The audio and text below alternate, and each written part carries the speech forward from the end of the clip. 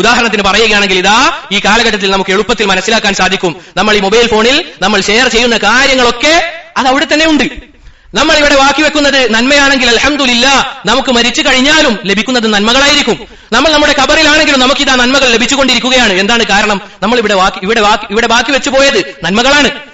ആളുകൾ അത് കാണുന്നതിനനുസരിച്ച് നമുക്കൊരു പ്രതിഫലം ലഭിക്കുന്നുണ്ട്. അതും റബ്ബ് സുബ്ഹാനഹു വ തആല നമുക്ക് നൽകും. ഇനി സഹോദരങ്ങളെ, നേരെ തിരിച്ചാണെങ്കിലോ നമ്മൾ ഇവിടെ ബാക്കി വെച്ച് പോകുന്നത് ഹറാമായ പല കാര്യങ്ങളുമാണ്.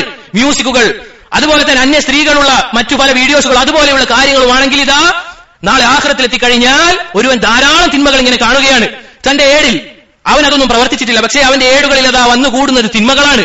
എന്താണ് അതിനുള്ള കാരണം? നമ്മൾ ഇവിടെ ബാക്കി വെച്ച് പോയത് നമ്മൾ പല ഹറാമായ കാര്യങ്ങളാണ്. ഇത് നമ്മൾ ഒരാൾക്ക് കാണിച്ചു കൊടുക്കുകയാണ്, ഇതാ ഇന്ന് ഹറാമ് ചെയ്യേണ്ടത് ഇങ്ങനെയാണ് എന്ന് നമ്മൾ ഒരാൾക്ക് പഠിപ്പിച്ചു കൊടുത്തു കഴിഞ്ഞാൽ, നമ്മൾ മരിച്ചു കഴിഞ്ഞാൽ അവൻ അത് ആർക്കൊക്കെ പഠിപ്പിച്ചു കൊടുത്തോ അതിന്റെ ഒക്കെ ഒരു ഓഹരി നമുക്കും ലഭിക്കും. ലാ ഇലാഹ ഇല്ലല്ലാഹ്. എന്തായിരിക്കും സഹോദരങ്ങളെ അവസ്ഥ? എന്തായിരിക്കും ഈ ഒരു അവസ്ഥ? അതുകൊണ്ട് നമ്മൾ ചിന്തിക്കേണ്ടതുണ്ട്. അതുകൊണ്ട് നമ്മൾ നന്മയുടെ ആളുകളാവുക, നന്മകൾ ബാക്കി വെക്കുന്ന ആളുകളാവുക.